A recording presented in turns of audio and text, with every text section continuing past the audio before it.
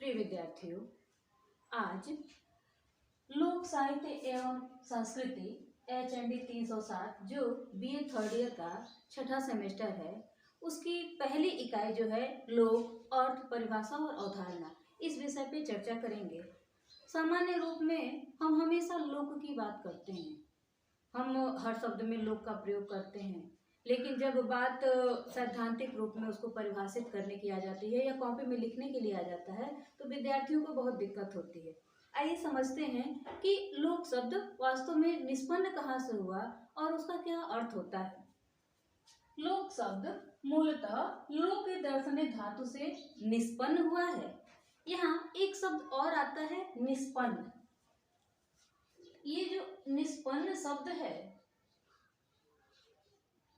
इसका अर्थ थोड़ा सा बस समझ लेना चाहिए कि निष्पन्न के साथ दूसरा जो शब्द होता है वो होता है उत्पन्न।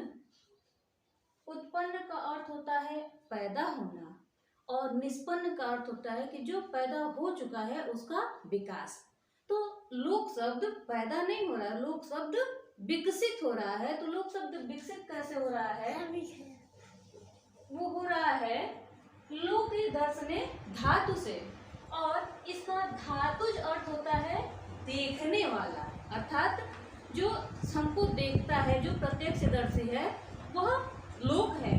और यदि हम रूढ़िगत अर्थ देखें तो रूढ़िगत अर्थ में इसका अर्थ होता है सामान्य लोग या सामान्य जनता।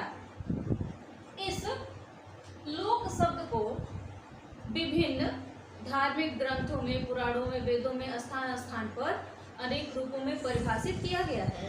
तो थोड़ा सा हम ये समझ लेते हैं कि लोक शब्द वास्तव में कहाँ कहाँ किस रूप में प्रयुक्त हुआ है। सर्वप्रथम लोक शब्द का प्रयोग ऋग्वेद के पुरुष सूक्त में प्राप्त होता है। ऋग्वेद के पुरुष सूक्त में जो श्लोक है कि नाभ्याम आसीदत रचित शीर्षो ध समावर्तता पदाभ्याम भूमि दिश स्रोततः तथा लोका अकल्प्य। तो जो ये श्लोक है अर्थात किस प्रकार इस परम पुरुष के माध्यम से सृष्टि का विकास हुआ और इसी परम पुरुष के कल्पनाओं से अनेक लोकों का भी निर्माण होता है। जैन धर्म में लोक शब्द ब्रह्मांड के अर्थ में प्रयुक्त हुआ है, अर्थात वहाँ लोक को ब्रह्मांड के रूप में देखा जाता है। 11वीं शताब्दी के आचार्य हेमचंद्र के 63 शलाका पुरुष चरित्र के अध्याय 4.4 में भी लोक शब्द का प्रयोग ब्रह्मांड के लिए ही किया गया है। आप सभी जानते होंगे कि 6ठी शताब्दी में जो बौद्ध धर्म था उसकी 2 शाखाएं थी, या यूं कह लीजिए बौद्ध धर्म के 2 पुत्र थे, हीनयान और महायान।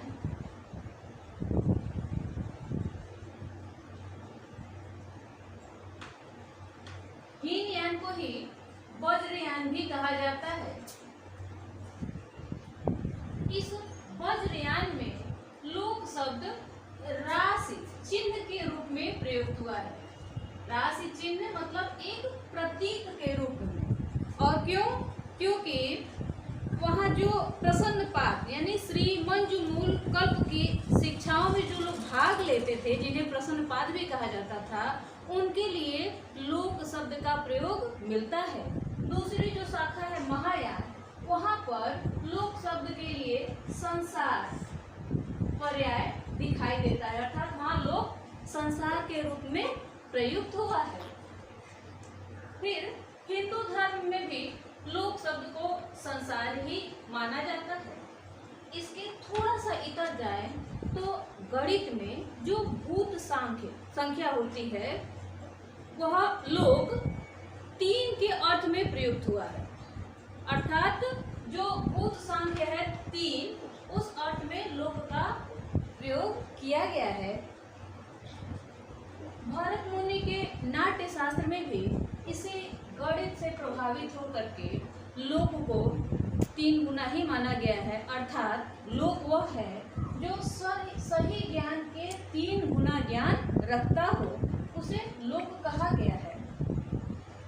इसके अतिरिक्त महाभारत में भी एक स्थान पे बताया गया है कि प्रत्यक्षदर्शी लोका नाम सर्वदर्शी मन्वेतर, अर्थात जो प्रत्यक्ष लोक को देखता है वही सर्वदर्शी होता है। तो यहाँ भी प्रत्यक्ष देखने वाले को लोक कहा गया, अर्थात महाभारत में प्रत्यक्ष दर्शन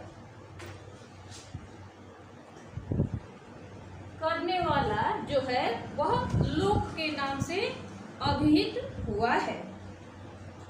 अब जब हम यह जान लेते हैं कि लोक शब्द का प्रयोग किन किन धर्मशास्त्रों में कहाँ कहाँ कैसे हुआ है, तब अब बात आती है कि लोक के वास्तव में कितने पर्याय होते हैं और उसको किन किन अर्थों में प्रयोग किया जाता है।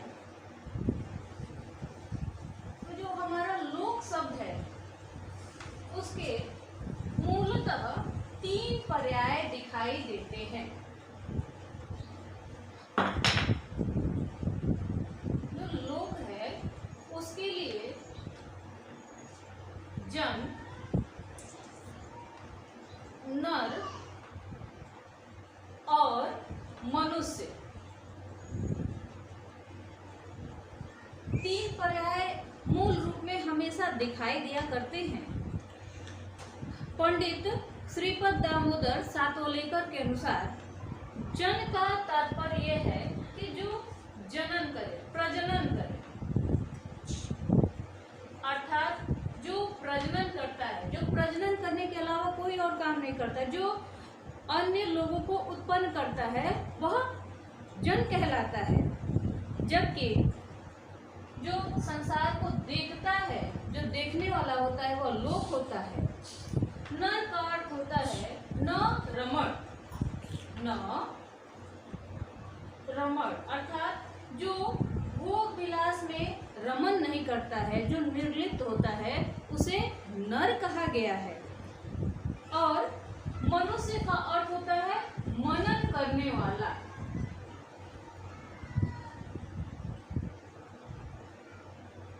अर्थात जो मनन में रमा हो वह मनुष्य कहलाता है।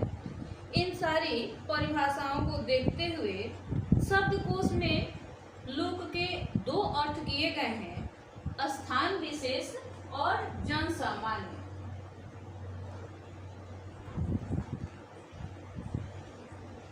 और दूसरा है जन सामान्य।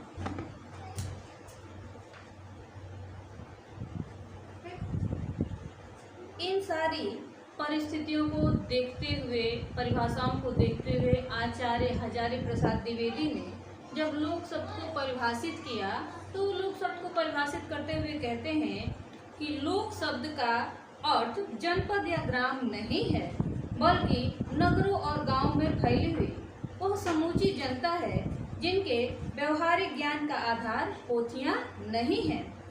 ये लोक नगर में परिष्कृत, रुचि संपन्न तथा सुसंस्कृत समझे जाने वाले लोगों की अपेक्षा अधिक सरल और अकृत्रिम जीवन के अभ्यस्त होते हैं और परिष्कृत रुचि वाले लोगों की समूची विलासिता और सुकुमारता को जीवित रखने के लिए जो भी वस्तुएं आवश्यक होती हैं वह उनको उत्पन्न करते हैं।